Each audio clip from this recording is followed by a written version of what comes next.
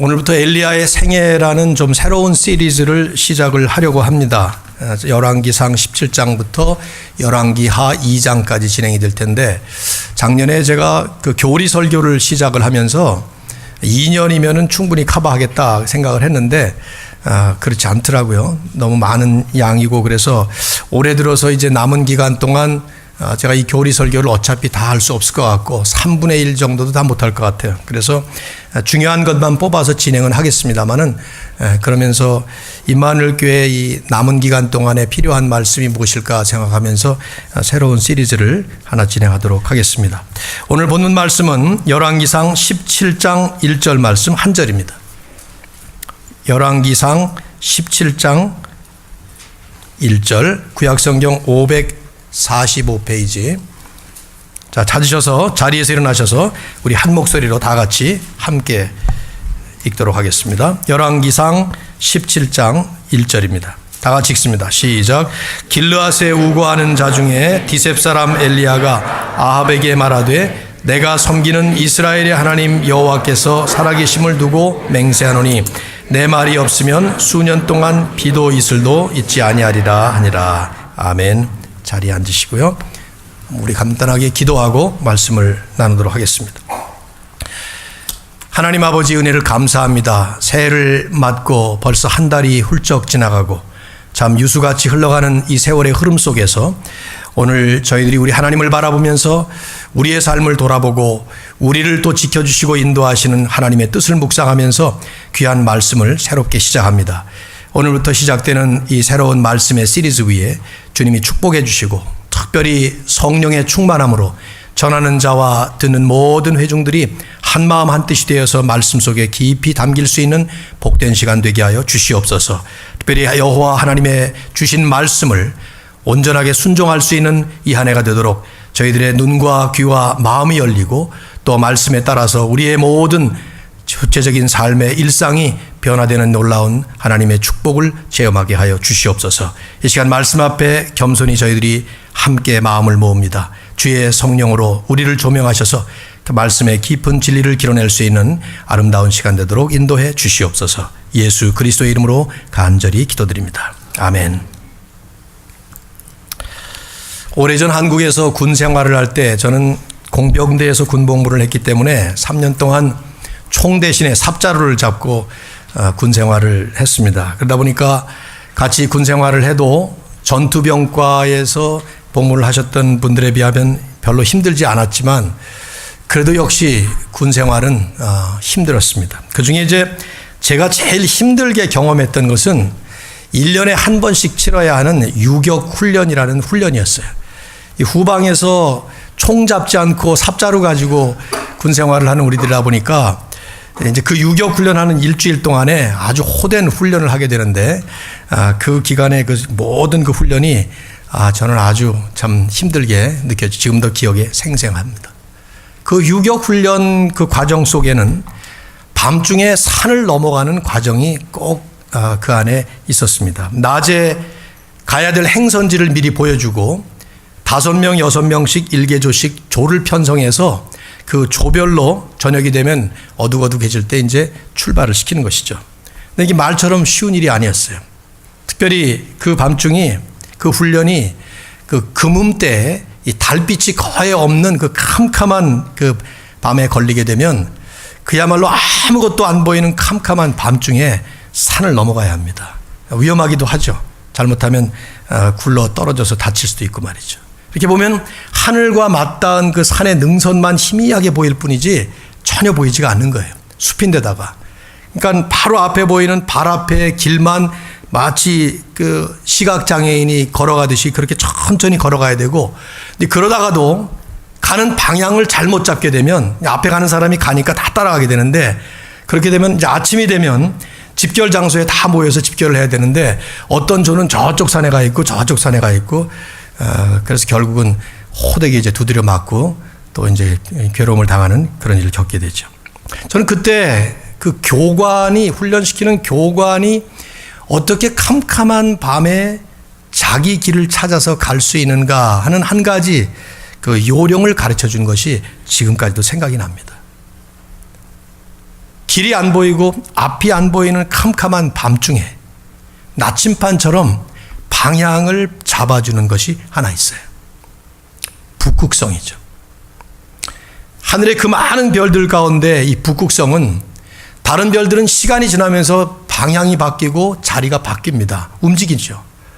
그런데 이 북극성은 북쪽 하늘에 고정된 채 움직이질 않아요. 그대로 그 자리를 있는 것이죠. 언제나 정확하게 북쪽 하늘을 그대로 지키고 있습니다. 그래서 그 별이 있는 쪽이 북쪽이고, 그 별을 보면서 동서남북을 가리면서 가야 될 방향을 제대로 찾게 되는 것이죠. 잘 아시는 얘기겠습니다마는, 길을 잃어버린 항해사들이나 혹은 모험을 하는 탐험가들이 나침반이 없어도 나침반처럼 이 방향을 잡는 별로서 북극성을 사용하곤 합니다. 우리 그리스도인들에게는 누구나 할 것 없이 북극성 같은 이정표가 있습니다. 믿음의 주요, 온전케 하시는 분인 예수 그리스도를 바라보자. 히브리서 기자는 히브리서 12장에서 예수 그리스도라고 하는 하나님을 믿는 성도로서 어떻게 살아가야 되는지, 무엇을 위해 살아가야 되는지 언제나 우리가 바라보아야 할 일종의 삶의 이정표 같은 예수 그리스도를 분명하게 말씀을 하죠. 그러나 이 말씀을 자주 듣지만 현실적으로 이것이 무슨 뜻인가 라고 생각을 해볼 때 그다지 적용하기가 쉬운 것은 아닌 듯해요. 매일매일 살아가는 우리의 삶의 현실 속에 과연 어떻게 사는 것이 그 그리스도만을 바라보는 삶일까? 구체적으로, 현실적으로 여러분과 저의 삶 속에 매일 벌어지는 그 많은 삶의 상황 속에서 어떻게 살아가는 것이 과연 예수 그리스도를 통해서 하나님만 바라보고 사는 삶을 사는 것일까? 질문해 보시면 그렇게 쉽게 우리가 답을 찾을 수는 없는 것 같습니다. 성경을 보면 많은 사람들이 등장합니다. 그 중에 우리가 존경할 만한, 참 바라볼 만한 이런 분들이 우리에게 보여주신 모범이 바로 그런 모범이죠. 언제나 그렇지만 죄 때문에 그 나름대로 시대마다 혼란스럽고 어지러웠습니다. 그러나 그 혼란스럽고 어지러웠던 그 시대마다, 그래서 삶의 목표가 보이지 아니하고 수많은 사람들이 길을 잃고 방황하는 그런 상황 속에서 오직 하나님만 바라보고 하나님의 나라만을 소망하면서 진정한 구세주를 우리 믿음의 눈으로 바라보면서 살았던, 그것을 이론이 아닌 순종으로, 말이 아닌 삶으로 보여준 사람들, 바로 그분들이 성경에 나오는 이 많은 위대한 인물들의 공통적인 모습들인 것이죠. 그 중에 한 사람으로 뽑을 수 있는 분이 바로 엘리야라고 생각이 돼요. 어떤 분보다도 엘리야는 우리에게 참 공감할 만한 그런 모습을 보여준 분입니다. 오늘부터 엘리야의 생애를 소재로 해서 이 새로운 시리즈 말씀 강의를 제가 하려고 하는데, 이 말씀은 사실 제가 1996년도에 23년이 됐네요. 한국에서 교회를 처음 개척했을 때 그 개척교회의 처음 그 강해 설교 시리즈를 이 말씀으로 쭉 했습니다. 그래서 그것이 나중에 이제 규장 출판사에서 책으로 만들어주기도 했는데, 850대 1이라는 책으로. 지금은 다 절판돼서 없으니까 찾을 생각은 하지 마시고요. 이제 제가 임마누엘 교회의 이제 담임 임기를 마지막으로 정리하는 해를 보내면서 우리 임마누엘 교회에 주시는 말씀으로 무엇이 좋겠나 하면서 한번 돌아보았더니, 그때 참 교회를 개척할 때 제 가장 최고의 열정을 쏟아부었던 이 말씀 시리즈가 생각이 났어요. 물론 이제 지난 설교 제가 원고를 좀 아웃라인을 돌아보니까 상당히 많은 내용을 보강해야 될 필요를 절실하게 느꼈습니다. 어떻게 이렇게 말씀을 엉터리로 했지 하는 생각이 드는 말씀도 있고요. 그래서 이제 다 새로운 말씀으로 나누겠는데, 여러분 이 말씀 시리즈 전체의 주제와 방향을 먼저 생각해 볼 필요가 있습니다. 엘리야의 생애를 통해서 보여주는 이 말씀 시리즈의 주제와 방향은 두 가지입니다. 첫째는 우리는 한 시대의 주인공이었던 이 위대한 인물 엘리야라는 사람을 주목해서 보겠지만, 사실 우리들이 주목해야 될 우리의 시선의 초점은 그분이 보여주고 그분이 가리키고 있는 예수 그리스도예요. 엘리야가 아니라 예수 그리스도라 이 말이죠. 마치 지난번에 연초에 다윗과 골리앗의 스토리를 나누면서 다윗을 보면서도 다윗이 바라보았던 하나님을 보는 것이 우리가 봐야 될 것이다 하는 것처럼 우리는 엘리야를 보지만 사실은 그 엘리야를 통해서 엘리야가 했던 사역을 통해서 엘리야의 그 생애 전체와 역사를 통해서 성경이 보여주고 있는 것은 예수 그리스도라 이 말이죠. 그 예수 그리스도를 오늘 이 말씀 속에서 우리가 잘 살펴야 합니다. 둘째는 엘리야를 통해서 역사하셨던 그 하나님의 역사를 보면서 우리들의 인생 속에 역사하시는 하나님의 섭리를 우리는 정리할 필요가 있어요. 즉 엘리야라는 사람을 통해서 일하시는 하나님은 우리들의 삶 속에서는 어떻게 일하시고 있는가 하는 질문을 할 때 동일한 원리가 그대로 적용되는 원리가 우리에게도 있기 때문입니다. 첫째는 엘리야가 보여주는 진정한 메시아 예수 그리스도. 둘째는 엘리야의 삶을 통해서 역사하신 하나님의 그 역사가 지금 우리의 삶에는 어떻게 역사하고 있는가 하는 것이죠. 오늘 서론이기 때문에 그냥 전체의 그 역사적인 배경과 또 전체 개관을 좀 잠깐 살펴보도록 하겠습니다. 성경의 역사서를 볼 때는 그 역사적인 배경을 이해하는 것이 절대적으로 중요하기 때문이죠. 여러분 구약의 이스라엘 역사를 잘 아시나요? 어떻게 그 연대적으로 쭉 이렇게 진행이 됐는지. 창세기서부터 모세오경인 신명기까지 보면 애굽에 이주했던 야곱의 가족들이 400년이 지나가면서 큰 민족을 이루고 하나님은 그 민족을 불러내셔서 출애굽 엑소더스를 시킵니다. 그래서 가나안이라는 준비된 땅을 향해서 가게 하시고 세월이 지나면서 1세대가 실패하고 2세대가 가나안 땅으로 들어가죠. 그래서 여호수아를 필두로 해서 들어갔던 그 2세대는 가나안 땅을 어느 정도 정복을 하게 돼요. 그런 이후에 하나님은 그 가나안 땅을 12지파로 나눠서 각각 이스라엘 백성들이 지파로 나누어서 살게 했습니다. 일종의 부족 국가 시대를 이룬 것이죠. 그때 각 지파별로 하나님은 필요에 따라서 사사라고 하는 저지라고 영어로 나오는데 일종의 왕같이 다스리는 지도자를 하나님이 직접 세우십니다. 신정 정치가 이루어진 거예요. 그러나 이스라엘 백성들은 주변을 보니까 이방 국가들은 하나같이 다 자기들이 뽑아 세운 왕이 있었던 것이죠. 그래서 왕을 요구해요. 하나님 마음에 들지 않았지만 그들의 요청을 그대로 받으십니다. 그래서 첫 번째 왕으로 사울이라고 하는 왕을 세웁니다. 사울 왕은 실패를 해요. 두 번째 왕인 다윗이 세워져요. 사실은 다윗부터가 진짜 하나님의 왕국이 되는 거죠. 사울이 40년을 다스리고 다윗 왕이 40년을 다스리고 그 다음에 다윗의 아들인 솔로몬이 또 40년 동안 잘 다스려서 평강시대를 이룹니다. 그 세 왕이 뭐 120년까지는 아니지만 한 중첩되는 때가 있으니까 한 100년 정도를 이스라엘의 통일 왕국 시대를 이루다가 솔로몬의 아들인 르호보암 왕 때에 이스라엘은 남북으로 갈라집니다. 남쪽에는 다윗의 출신 지파인 유다 지파만 남아서 남방 유다 왕국을 이루고 나머지 지파들은 전부 다 북쪽으로 올라가서 사마리아를 수도로 하는 이스라엘이라고 하는 북왕국을 이룹니다. 그래서 여러분이 열왕기상, 열왕기하를 읽어보시면 이스라엘이라는 나라 이름과 유다라는 나라 이름이 계속 교차되면서 나오죠. 그때마다 이스라엘은 북한, 유다는 남한 이런 식으로 보시면 돼요. 그래서 북쪽의 이스라엘 왕국, 남쪽의 유다 왕국 이게 교체되면서 계속 소개되는 것이 열왕기 상하예요. 역대 상하는 똑같은 기록이지만은 북방 이스라엘의 얘기를 전혀 적지 않습니다. 남방 유다만 정통 왕국이기 때문에. 아무튼 그러다가 북방 이스라엘은 아수르라고 하는 이방 국가의 주전 722년에 완전히 멸망하게 되고 남방 유다는 150년이 흘러간 뒤에 주전 586년경에 바벨론이라는 제국에 멸망하게 되죠. 포로로 잡혀가죠. 그리고 다시 이제 돌아오게 되는 것이 이게 구약 역사의 전체예요. 그 중에 엘리야라는 선지자는 분열왕국 시대에 남북으로 갈라졌던 분열왕국 시대에 북방 이스라엘에서만 활동했던 하나님의 선지자였습니다. 엘리야가 등장할 때 그 상황이 어떤 상황이었는가 하는 것을 이제 보시려면 오늘 17장을 우리가 보는데 열왕기상 13장부터 16장까지 넉 장을 쭉 읽어보시면 르호보암 왕 때의 북방 이스라엘의 첫째 왕이 여로보암이라는 이름이 비슷하죠. 르호보암, 여로보암인데 여로보암부터 7명의 왕이 계속 진행이 돼요. 70년 정도 기간은 되죠. 여로보암, 나답, 바하사, 엘라, 시므리, 오므리, 아합 이렇게 7명의 왕이 쭉 진행이 되는데 이 왕들이 나올 때마다 공통 분모가 하나 있어요. 그게 뭐냐면 그들이 여호와 보시기에 악을 행하였더라.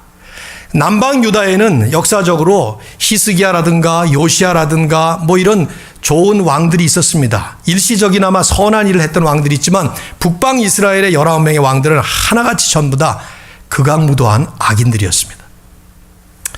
어쨌든 엘리야가 등장할 때 그때가 7번째 왕인 아합 왕 때였는데 그 아합 왕과 아합의 부인인 이세벨, 이 두 사람은 사실 성경에서 유명한 인물들이에요. 악명 높은 인물들이죠. 그래서 성경은 이스라엘 역사에서 이 두 사람을 가장 사악한 인물들의 목록에 올려놓습니다. 여러분 16장 30절로 한번 거슬러 올라가 보실까요? 오늘 17장 1절을 읽으셨는데 16장 30절. 자, 같이 한번 읽어봅시다. 시작. 오므리의 아들 아합이 그 전 모든 사람보다 여호와 보시기에 악을 더욱 행하여.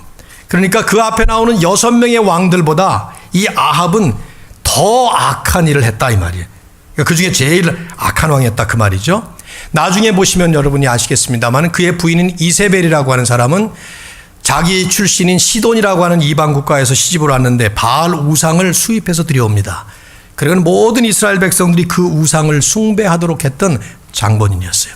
여기까지 오는 동안에 이 이전에 사무엘은 하나님의 선지자로서 사사시대와 왕정시대로 이어지는 과정 속에 우상숭배와 아주 격렬하게 싸웁니다. 또 사울은 좀 실패하지만 다윗 왕 또한 이 타락한 이방 종교와 우상숭배를 근절하느라고 무진 애를 쓰죠. 그래서 거의 다 퇴치해요. 그런데 다시 분열 왕국이 되고 아합 왕까지 내려오는 동안에 이 아합과 이세벨은 이 바알 우상숭배를 하나님이 그렇게 심하시는 우상숭배를 다시 시작한 것이죠. 그래서 33절 보세요. 16장 33절. 거기 보시면은 아합은 그 이전의 모든 이스라엘 왕보다 하나님을 더 노하게 만든 사람이다 하고 나오죠. 그러면 상상을 한번 해보셔야 돼요. 지금 이 엘리야가 등장하는 이 시대상을 한번 여러분이 상상력을 동원해서 생각해 보셔야 합니다. 여로보암에서 아합까지 분열왕국의 7명의 왕들이 계속해서 교체되는 70년 동안에 악은 또 다른 악을 낳고 죄는 더 큰 죄로 이어지면서 이스라엘은 점점 더 영적으로 어두워져서 극한 상황까지 이릅니다. 이스라엘 전역이 우상숭배의 온상처럼 되어버리고 영적, 도덕적, 윤리적으로 부패해질 대로 부패해집니다. 백성들은 이 오랫동안 반복되는 그 타락의 흐름 속에서 영적으로 무뎌질 대로 무뎌져서 영적 무감각 상태로 빠져들어가는 것이죠. 그래서 뭐가 옳은지 뭐가 잘못된 것인지 그걸 구별을 못해요. 온 나라가 총체적으로 타락의 나락을 향해서 급강하고 있던 바로 그때 엘리야는 마치 한 줄기 불빛처럼 그렇게 등장을 하죠. 제가 이런 표현을 쓰는 것은 단순히 멋있는 시적인 표현을 쓴 것이 아니에요. 정말 엘리야의 출현이 그래요. 자, 오늘 본문의 1절을 다시 한번 보십시오. 길르앗에 우거하는 자 중에 디셉 사람 엘리야가 아합에게 말하되 내가 섬기는 이스라엘의 하나님 여호와께서 살아계심을 두고 맹세하노니 내 말이 없으면 수년 동안 비도 이슬도 있지 아니하리라 하니라. 여기 우리 첫 번째로 주목할 포인트는 엘리야의 출현 상황이에요. 성경이 표현하고 있는 엘리야는 그냥 간단하게 길르앗에 우거하는 자 중에 디셉 사람 엘리야 이렇게만 이 사람의 프로필을 소개하고 있습니다. 여러분 성경을 읽다 보면 대부분의 경우에 특별히 중요한 사람이 등장할 때마다 그 사람이 하나님의 그 역사의 무대에 서게 될 때까지 그 과정 또 내용들을 아주 상당히 상세하게 기록을 합니다. 예를 들면 몇 사람만 예를 들어 봅시다. 야곱 같은 사람. 야곱이 태어날 때부터 쌍둥이 형과 어떤 일이 얽히고 또 태어나서 어떤 과정을 거쳐서 어떻게 2차 저차 해서 하나님 앞에 서는지 성경이 제법 상세하게 상당히 긴 장을 할애하면서 설명을 하죠. 모세는 어떻습니까? 그가 태어날 때 바로의 그 위험한 위급한 상황 속에서 물에서 건져내지고 얽히고 설킨 그 많은 드라마틱한 얘기들을 쫙 설명을 해서 80세가 될 때까지 사실은 많은 내용들을 생략하지만 그래도 추측할 수 있는 그런 내용들을 소개합니다. 사무엘 태어나기 전부터 그의 어머니가 어떤 고통을 겪었는지, 그 고난 속에서 이 아이를 낳기 위해서 헌신하고 또 하나님 앞에 서약하고 그러면서 태어나서 성전에서 자라다가 소년이 되고 청년이 되어서 사무엘이 선지자로 사사로서 또 하나님 앞에 서는 그런 모습 설명하죠. 성경의 중요한 인물들이 대부분 다 그래요. 요셉, 다윗, 다니엘, 신약의 바울, 베드로, 하다못해 이들의 직업이 무엇이는지, 그들이 부르심을 받을 때 그 장면이나 혹은 과정이 어떠했는지 그런 간단한 배경이라도 설명하기 마련이에요. 그런데 엘리야는 그런 내용이 하나도 없습니다. 아무 내용이 없어요. 이 사람이 어디서 출생했는지, 어떻게 살아왔는지, 과정이 어떤 성장 과정, 신앙 과정 아무것도 없어요. 심지어 그의 배경에 대해서 추측할 만한 근거조차 전혀 찾아볼 수 없는 그냥 갑자기 등장한 그런 인물로 성경은 우리에게 보여줍니다. 단 하나, 길르앗에 우거하는 자 중에 디셉 사람 이렇게 표현하죠. 길르앗, 요단강 동쪽에 멀리 떨어진 아직 잘 개발이 되지 않은 미개발지에, 거기서 디셉이라고 하는 것은 그 중에서도 아주 전혀 알려진 바가 없는 그런 아주 시골, 우리식으로 말한다면 엘리야는 정말 전혀 알려지지 않은 아주 깡촌 출신의 무명 인물이었다 이 말이죠. 본문이 그의 출현을 보여주는 모습은 마치 그 캄캄한 이 어두운 하늘에 반짝하면서 순식간에 천지를 밝히는 이 번갯불 같은 그런 모습으로 다분히 돌연변이적이고 예상하지 못한 돌발적인 출현으로 그를 등장시키죠. 쭉 이 역사의 배경을 읽다 보면 그런 독자를 놀라게 하려고 하는 그런 본문의 의도가 아주 역력해요. 여러분이 금방 상상해 볼 수 있는 것은 예수님의 출현이에요. 전혀 사람들이 생각하지 못했던 베들레헴 촌구석에 인간의 몸을 입고 어린 아기가 태어나신, 누가 그분이 하나님이 보내시는 메시아라는 상상을 하겠어요. 전혀 예상하지 못하는 그런 모습을 은근히 시사하는 모습을 보게 되죠. 또 하나 주목할 것은요, 엘리야의 신앙 고백입니다. 뭐라고 말하죠? 엘리야가 아합에게 말하되, 그 다음 뭐라고 말하는지 자세히 보십시오. 내가 섬기는 이스라엘의 하나님 여호와께서 살아계심을 두고 맹세하노니. 내가 섬기는 이스라엘의 하나님 여호와의 살아계심을 두고 맹세한다. 짧은 말이지만 아주 의미심장한, 아니 정말 위대한 신앙 고백이 아닐 수 없습니다. 특별히 이 당시 온 나라가 여호와 하나님이 아닌 바알 귀신을 신으로 섬기고 있던 시대였다는 사실을 우리가 감안해 볼 때,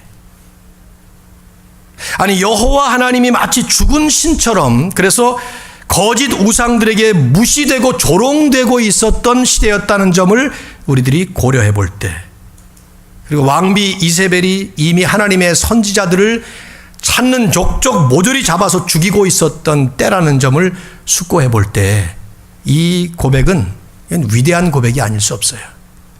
내가 섬기는 이스라엘의 하나님 여호와의 살아계심을 두고 맹세하노니. 여기 그 신앙 고백의 핵심적인 세 가지가 다 들어있습니다. 첫째, 이스라엘의 하나님은 바알 우상이 아니라 여호와 하나님이다 하는 말이고요. 둘째, 이 하나님은 지금 이 순간에 살아계시고 역사하신다는 개념이 아니라 실체로서 존재하시는 살아계신 하나님이다. living God이다. 그런 말이 우상과 대비되는 말이죠. 그리고 세 번째, 나 엘리야는 바로 그런 여호와 하나님만 진정한 살아계신 신으로 섬긴다 하는 말이 담겨져 있죠. 엘리야라고 하는 그 사람의 이름 자체가 그걸 잘 표현해 주는 말이에요. 이름이라는 것은 그 한 시대의 시대상과 그 인물의 신앙 배경을 잘 설명하기 마련인데, 히브리어로 세 단어가 연합된 거예요. 엘리야. 엘이라는 말은 하나님이라는, 이라는 말은 나의 그런 말입니다. 야라는 말은 야훼, 여호와의 준말이죠. 즉 여호와가 나의 하나님이다. 야훼 is my God, 그런 말이에요. 여호와가 나의 하나님이시다. 요즘 같으면 별거 아닐지 모르죠. 우리들의 이름에도 보면은 여러분이 성경적인 이름들을 얼마나 많이 쓰고 있습니까? 그러나 그 당시에 모든 백성, 모든 사람들이 바알 귀신을 신으로 섬기고 있던 그때에는 이건 정말 역설적인 이름이 아닐 수 없어요. 그 시대에 그 유행 따라서 만일 이름을 줬다면 엘리야가 아니라 엘리바알 그렇게 썼어야 돼. 바알이 나의 하나님이다. 그렇게 이름을 줘야 되죠. 근데 엘리야는 바알 귀신이 나의 하나님이 아니라 여호와 하나님이 나의 하나님이다. 그 하나님만이 나의 하나님이, 나는 그 하나님만 섬기면서 사는 사람이다 하는 걸 고백하는 그런 이름이죠. 또 하나 주목할 것은 엘리야의 선포의 말입니다. 아합에게 가서 한 말이 뭡니까? 또 한번 보십시오. 내 말이 없으면 수년 동안 비도 이슬도 있지 아니하리라. 내 말이 없으면 수년 동안 비도 이슬도 있지 아니하리라. 비도 안 내리고 이슬도 없다 하는 이 말, 이건 단순히 일기를 예측하는 일기예보가 아닙니다. 그 당시에 바알 신은 비의 신이었습니다. 농경시대였기 때문에 비가 많이 와줘야 사람들이 풍족한 생활을 할 수 있었는데 그 비를 다스리는 신이 바알이라고 믿었던 거예요. 바알이 비를 내려주고 이 바알 신이 풍년을 가져온다고 믿었기 때문에 이스라엘 백성들은 가나안 땅에 들어서 이 바알을 신으로 섬기기 시작했던 것이죠. 근데 지금 엘리야는 그런 비와 또 이슬방울 하나라도 하나님의 이름으로 내리지 않을 것이다. 내 말이 없으면 하는 말은 이제 독특한 말이지만 하나님의 대행자로서 지금 이런 말을 하는 것이죠. 이 말은 단순간에 이 바알이라는 우상신의 권위를 무산시키는 말이고요. 그 바알 신을 숭배하는 자들의 머리에 일종의 쇠망치로 내려치는 무서운 정면 경고와 같은 선전포고와 같은 그런 선포였던 것이죠. 말씀드렸지만 이미 이때는 아합과 또 아합의 왕비였던 그 이방국가 시돈 왕의 딸이었던 이세벨이 아합에게 결혼을 한 다음에 자신의 고향인 그 시돈 땅의 우상신이었던 바알 귀신을 수입해 들어온 지 한참 지난 후였습니다. 그리고 이미 이제 18장으로 들어가 보면 알지만은 이미 하나님의 선지자들을 죽이기 시작한 때였어요. 그러니까 이세벨은 바알 신을 섬기는 신앙과 바알 숭배와 바알 종교와 여호와 신앙이 공존할 수 없다라고 생각을 해서 둘 중에 하나 죽어야 된다는 거예요. 그래서 바알 신을 섬기게 하기 위해서 여호와를 못 섬기도록 18장 21절에 가면 엘리야가 이제 갈멜산에 올라가서 불덩어리가 내려지는 시합을 하게 되죠. 그때 졸졸 따라오던 수많은 구경꾼 백성들을 향해서 엘리야는 얘기를 합니다. 너희가 어느 때까지 이 둘 사이에서 머뭇하겠냐. 이 머뭇이라는 표현은 히브리 원어를 보면 갈지자처럼 이게 왔다 갔다 한다는 말이죠. 한 번은 이쪽에 붙었다가 한 번은 이쪽에 붙었다. 어느 때까지 그렇게 하겠냐. 바알이 하나님이면 그를 섬기고 여호와가 하나님이면 그를 섬기라. 둘 중에 하나 선택하라. 그렇게 이제 촉구를 하는 장면이 나오게 되는데 이세벨이 했던 일에 대해서 일종의 정면 대결을 하는 그런 모습이에요. 이세벨이 이미 여호와 하나님을 섬기지 못하고 바알만 섬겨라. 그래서 선지자들을 전부 죽여버리고 이스라엘 땅에 있는 그 하나님의 성전을 포함한 모든 곳곳마다 바알 우상을 세워놓고 그 바알의 여자 상대자인 아세라 목상을 또 세워놓고 그래서 그것들을 섬기도록 그렇게 한 때였습니다. 그리고는 그 선지자들을 몽땅 불러다가 자기 왕궁에서 자기와 함께 왕의 상에서 함께 먹는 극상 대접을 하는 그런 상황이었죠. 이런 상황에서 엘리야가 아합 왕에게 나타나서 다짜고짜 출연해서 던지니 한마디 폭탄 선언이에요. 내가 섬기는 이스라엘의 하나님 여호와께서 살아계심을 두고 내가 맹세하건대 내 말이 없으면 이 땅에 수년 동안 나중에 3년 반이죠. 비도 내리지 않고 이슬도 내리지 아니할 것이다. 누가 비를 주장하신가? 저 비를 내려주시는 분이 누구인가? 그래서 당신들이 먹고 사는 문제를 누가 해결해 주는가? 진짜 신이 누구냐? Who is the true God? 하는 것을 지금 이 아합에게 한마디로 선포하는 거예요. 바알 귀신에 대한 정면 대결을 선포하면서 왕과 이세벨에게 최고 통치자에게 일종의 선전포고를 내린 것이죠. 오늘 여기까지만 이제 말씀을 보도록 하겠습니다. 첫 시간이라 역사적 배경하고 이 전체 분위기와 개관만 정리하는데 우리에게 주시는 교훈을 저희들이 정리할 필요가 있죠. 저는 한 3가지 정도로 이걸 좀 간단하게 정리를 하겠습니다. 첫째는 엘리야의 시대와 다를 바 없는 우리 시대의 영적 타락상입니다. 우리가 사는 세상과 시대는 여러분이나 제가 지금 있는 이 시대와 이 세상은 엘리야의 시대와 엘리야가 살았던 세상과 결코 다를 바 없는 영적 타락 상태에 놓여 있습니다. 사실 성경적인 신학적인 차원에서 본다고 하면 아담의 타락 이후의 세상은 언제나 죄의 세상이죠. 이 죄를 완전히 벗어났던 데가 한 번도 없죠. 잠시 나아진 듯 보여지는 그런 그 역사적인 순간순간들은 있었습니다. 성경에 봐도 잠깐씩 부흥이 일어나고 하는 적은 있지만은 근본적으로 세상은 죄악 세상이고 모든 시대는 언제나 죄에 의해서 영향을 받고 있는 그런 시대입니다. 바울은 에베소 6장에서 그런 표현을 씁니다. 어둠의 세상 주관자들. 이 세상을 그 어둠의 세상 주관자들이 다스리고 있다는 거예요. 하늘에 있는 악의 영들. 그들과 싸워야 하는 우리들이 해야 할 일은 하나님의 전신갑주를 입어야 된다고 할 만큼 지금 세상은 우리가 살고 있는 여러분이 살고 있는 지금 세상과 이 시대는 이 죄를 벗어나지 못하고 죄의 영향권 아래서 그 죄를 통해서 다스리고 있는 주관자가 있고 그것은 근본적으로 하늘에 있는 악한 영이라는 것입니다. 왜 그런가? 라는 질문은 우리가 또 다른 차원에서 해볼 필요가 있지만 하나님께서 하나님의 그 다 알 수 없는 섭리 가운데 세상을 주관하신 분이 하나님이심에도 불구하고 역사를 다스리시는 분이 하나님임에도 불구하고 하나님은 이런 그 인간의 역사, 죄의 역사가 계속 진행되는 속에 이걸 놔두고 계시는 거죠.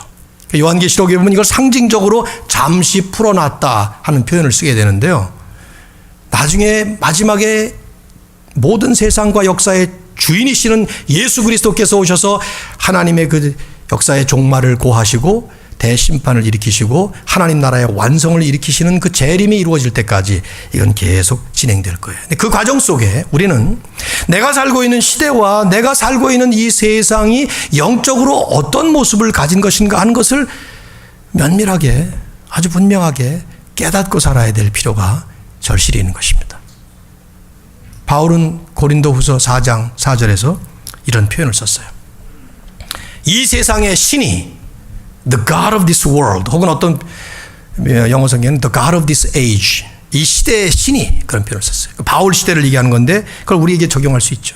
이 시대 이 세상의 신이 믿지 아니하는 자들의 마음을 혼미하게 하여 그리스도의 영광의 복음의 광채가 비치지 못하게 함이더라. 왜 우리가 세상을 향해서 복음을 외쳐도 믿지 않고 하나님을 그렇게 증거해도 받아들이지 않고 분명히 하나님이 살아계신 것을 저나 여러분은 분명히 믿고 있는데 세상은 왜 믿지 못하고 있는가? 그렇게 많은 복음의 소리를 듣고 그렇게 많은 사인을 보면서도 어째서 그들은 영광스러운 그리스도의 복음을 보지 못하고 있는가? 이 세상의 신이 그들의 마음을 혼미하게 하여 The God of this age has blinded the minds of the unbelievers so that they cannot see the light of the gospel of the glory of Christ. 근데 이것은 사실은 믿지 않는 세상만이 아니에요. 믿는다고 하지만 여전히 이 땅에 발을 붙이고 살고 있는 우리나 교회에도 이 세상의 신은 강력한 영향력을 발휘하고 있는 것을 우리는 역력하게 보고 있습니다. 그래서 우리는 예배 드릴 때마다 참회의 기도를 드리지 않을 수가 없어요.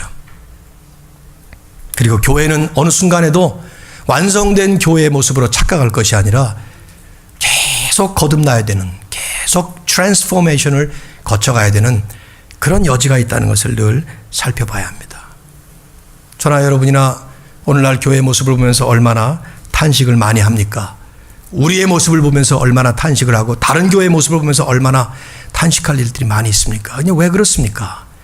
이 세상의 신의 그 강력한 영향력 때문이죠. 엘리야의 시대나 우리 시대나 다를 바가 없어요. 우리 시대에 바알은 과연 어떤 존재인가 살펴봐야 됩니다. 예수님은 하나님과 재물을 겸하여 섬길 수 없다 하면서 재물이 섬김의 대상이고 더더군다나 하나님과 견줄 만한 강력한 파워를 가진 그런 맘몬이라고 하는 것을 우리에게 정체를 폭로하셨죠. 리차드 포스터는 Money, Sex, Power, 돈, 섹스, 권력 그 책 속에서 그 말씀을 가지고 그 한 말씀 가지고 이 시대의 신이 누군가 그걸 우리에게 찾아보라고 촉구하고 있습니다. 두 번째는 엘리야를 통해서 보여지는 그리스도인의 선지자적 사명입니다. 개인으로 하면 그리스도인이지만 공동체로 하면 교회라고 말할 수 있죠. 엘리야를 통해서 보여지는 교회의 선지자적 사명이죠. 엘리야의 사명이 뭔가요? 여러분 이제 차츰차츰 풀어나가겠습니다마는 그 당시 바알을 따라가고 있던 아합과 이세벨 그리고 모든 백성들에게 하나님을 증거하는 것이 그의 사명이었습니다. 지금 엘리야가 느닷없이 뜬금없이 나타나서 바알에게 선포하는 이 한마디 속에 이게 다 들어있어요. 물론 이제 곧 조금 있으면은 모든 백성들이 보는 앞에서 아합 왕 앞에서 거짓 선지자 850명 앞에서 그는 갈멜산 꼭대기에서 불덩어리가 내리는 분이 누구신가? 어떤 신이 과연 불덩어리를 내리는 분인가 해서 하나님과 바알과의 그 정면 대결을 하도록 만드는 그런 순간이 오게 될 겁니다. 그때 엘리야는 모든 사람들 앞에서 하나님이 여호와 하나님이 진짜 하나님이다 하는 것을 보여주게 되죠. 그걸 보여주는 사명이 엘리야에게 있었던 거예요. 근데 그게 바로 우리들에게도 여전히 남아있다는 것입니다. 재미있는 것이요. 이제 엘리야는 성경에 여러 번 그 다음에도 등장을 합니다. 성경이 계속 엘리야를 언급을 해요. 구약의 마지막 선지자였던 말라기를 보면 말라기 4장 5절의 말씀에 이런 말씀이 있어요. 보라 여호와의 크고 두려운 날이 이르기 전에 내가 선지자 엘리야를 너에게 보내리니 그가 아버지의 마음을 자녀에게로 돌이키게 하고 자녀들의 마음을 그들의 아버지에게로 돌이키게 하리라. 돌이키지 아니하면 두렵건대 내가 와서 저주로 그 땅을 칠까 하노라 하시니라. 여기 말라기가 구약시대의 마지막 선지자로서 예언했던 그 엘리야. 보라 여호와의 크고 두려운 날이 이르기 전에 내가 선지자 엘리야를 너에게 보내겠다 했는데 그 선지자 엘리야가 누굴까요? 어떤 사람들은 그것이 바로 예수 그리스도다 이렇게 말하기도 하지만 사실은 아닙니다. 예수 그리스도께서는 세례 요한이 등장을 했을 때 세례 요한은 예수님보다 6개월 전에 태어나서 6개월 전에 아마 사역을 했다고 볼 수 있는데 세례 요한이 탄생을 해서 사역을 시작하면서 센세이션을 일으켰습니다. 사람들에게 남들이 하지 않는 아주 강력한 예언적인 선포를 할 때마다 회개하라 천국이 임하였다 그런 선포를 할 때마다 사람들이 많이 그에게 세례받으러 왔죠. 그래서 그의 이름을 세례 요한이라고 불러요. 이름은 요한인데 Baptist John이라고 불렀던 이유가 그 사람이 세례를 줬기 때문에 회개의 세례를 줬던 것이죠. 근데 한참 그러다가 좀 뒤에 예수님이 등장을 하시니까 사람들이 그 예수님께 쏠리면서 묻습니다. 오리라 한 엘리야가 과연 누굽니까? 그때 예수님은 마태복음 11장 14절 같은 본문을 보면 오리라 한 그 엘리야가 바로 이 사람 세례 요한이니라 그렇게 말씀합니다. 그 말씀은 엘리야가 갑자기 둔갑을 해서 세례 요한으로 등장했다는 그런 뜻이 아닙니다. 엘리야가 받았던 사명 그것이 곧 세례 요한이 보여주는 사명과 같다는 거예요. 즉 예수 그리스도가 누구신지를 가르쳐주고 그 예수 그리스도가 오시는 것을 준비해주고 예수님이 오셔서 그 사역을 펼쳐나가실 수 있도록 자신의 선지자적인 사명을 그렇게 잘 감당했던 사람이죠. 그래서 그를 향해서 오리라 한 엘리야가 바로 이 사람이라. 그러나 사실 엘리야는 세례 요한에서 끝나지 않아요. 엘리야가 세상과 하나님 사이에서 선지자적 사명을 감당하면서 하나님을 믿지 않는 세상을 향해서 하나님이 누구신가를 분명히 보여주는 그런 사명을 가졌던 사람처럼 하나님은 오늘날도 우리를 세상과 하나님 사이에 선지자적 사명자로 부르신 것입니다. 그래서 예수님은 말씀하셨죠. 산상수훈을 말씀하면서 제일 서두에 마치 프리앰블처럼 머릿말처럼 예수님 말씀하신 거예요. 뭐라고 말씀하셨습니까? 너희는 세상의 소금이다. 그리고 너희는 세상의 빛이다. 소금으로 세상을 썩어져 가지 말도록 부패하는 소금 세상을 향해서 정화 작업하도록 또 빛처럼 어두운 암흑을 밝히는 그래서 어둠을 퇴치하는 그런 역할을 하는 베드로는 그 당시 흩어졌던 많은 디아스포라 초대교인들을 향해서 정체성을 간단한 한 절로 얘기했어요. 베드로전서 2장 9절에서 너희는 택하신 족속이요 왕같은 제사장들이요 거룩한 나라요 그의 소유가 된 백성이니 하나님이 우리를 택하셨고 그리고 왕같은 제사장으로 하나님과 세상 사이에 중보자로 세우셨고 거룩한 나라 즉 구별된 백성으로 삼으시면서 하나님께 소유된 백성으로 삼으신 것은 이는 너희를 어두운 데서 불러내어 그의 기이한 아름다운 신비로운 영광의 빛으로 들어가게 하신 그분의 아름다운 덕을 선포하게 하려 하심이라. In order to proclaim 그것을 선포하는 선지자적인 사명 때문에 우리를 불렀다. 그렇게 베드로는 아주 분명하게 우리의 사명을 말씀했죠. 우리는 세상과 하나님 사이에 그런 사명자로 서 있습니다. 이걸 어떻게 할 것인가? 우리가 할 수 있는 일이 아니에요. 그래서 우리는 엘리야를 또 한 번 보게 되는데, 마지막 세 번째로 엘리야가 하나님만을 바라보고 의지했던 것처럼 우리도 마찬가지로 유일한 소망이신 예수 그리스도만을 바라보고 의지해야 됩니다. 그 이유는 간단해요. 바알 신이 하나님이 아니었던 것처럼 이 세상에 어떤 것도 하나님이 아니기 때문이고, 이 세상 어떤 존재, 어떤 힘, 어떤 것도 하나님을 대신할 수 있는 존재가 없고 오직 하나님만. 근데 그 하나님께서 예수 그리스도로 이미 우리에게 오셨어요. 예수 그리스도로 우리에게 모든 것을 이루어 주셨습니다. 십자가 위에서 죽음의 권세를 무찌르시고 부활하심으로 인해서 영원한 생명을 우리에게 첫 열매로 소망으로 주셨고, 이제는 그 주님이 다 이루어 놓으신 그 일에 우리를 동참시키시면서 우리를 예수 그리스도만 바라보고 사는 삶을 살아나갈 때 하나님은 하나님께서 하시는 그 일을 그리스도를 통해서 우리의 삶에 역사하신다는 것이죠. 우리는 그저 엘리야라는 이름이 여호와는 나의 하나님이라는 것처럼 그리스도인이라는 새로운 이름을 가지고 그리스도는 우리의 주인이시다 하는 걸 고백하면서 살 뿐이에요. 그게 우리가 해야 될 일들이에요. 우리가 나가서 선교를 한다고 해서 어떤 대단한 일을 일으키는 것이 아니라 예수님께서 이미 다 하신 일을 우리는 그저 우리의 이름으로, 우리의 삶으로, 우리가 하는 모든 삶의 과정을 통해서 그것을 그냥 witness, 증거하는 것뿐입니다. 오직 우리가 바라봐야 될 분은 그래서 예수 그리스도입니다. 서두에 말씀드린 것처럼. 물론 우리가 사는 시대가 어둡고 혼탁합니다. 그래서 우리는 종종 실망하고 낙심하고 때로는 불평하고 분노하기도 하지만 그럴 것이 아니에요.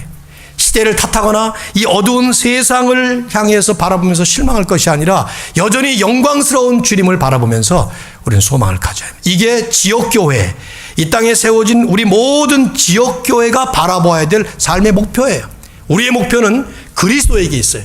그리스도께서 이제 언젠가 하나님의 그 역사의 흐름 속에서 주님이 마지막으로 정하시는 그때에, 그 마지막 때에 오셔서 모든 것을 완성하실 겁니다. 그때가 될 때까지 끊임없이 우리는 이 길에서 일탈하지 아니하고 오직 주님에게 초점을 맞추고 가는 것이죠. 그러니 당연히 그 당시 이스라엘이라는 민족적으로 볼 때는 하나님의 택한 백성들이었지만, 한 번은 하나님께 갔다가 또 한 번은 바알 신에게로 갔다가 왔다 갔다 갈팡질팡하면서 사는 그들처럼 사는 것이 아니라 엘리야처럼 오직 하나님만 바라보고 살았던 그 사람처럼 우리도 오직 예수 그리스도만을 바라보면서 타협 없이 오염되지 않고 소금처럼 빛처럼 그렇게 주님을 바라봐야 될 줄로 믿습니다. 우리 사랑하는 청년들, 이제 세상을 살아가면서 우리가 이 땅에서 참 많은 것들을 이제 경험하게 되는데, 우리의 삶의 그 궁극적인 지향점이 바로 그리스도라는 것을 잊지만 않으시면, 그리고 그분을 향해서 가는 내 삶이 이 코스에서 벗어나지 아니하고 지속적으로 주님의 그 구속의 은혜를 붙잡고 갈 때 하나님은 반드시 우리 시대에 합당한 우리들의 세상에서 하나님이 원하시는 그 일들을 하나님은 차근차근히 이루어 가실 것입니다. 우리는 릴레이 경주자들과 비슷해요. 우리가 전 그 구간을 다 달리는 게 아니에요. 정해진 구간을 달립니다. 선조로부터 이어받아서 다음 때를 향해서 넘겨주는 것이죠. 이 바톤 체인지를 하는 그 과정 속에 우리는 달려가는 거예요. 그걸 잘 달려갈 때 하나님께서 이런 역사에 이런 아름다운 드라마를 통해서 보여준 하나님의 뜻을 멋있게 이루어 가실 줄로 믿습니다. 주의 은혜와 축복이 우리 모두에게 충만하기를 진심으로 바랍니다.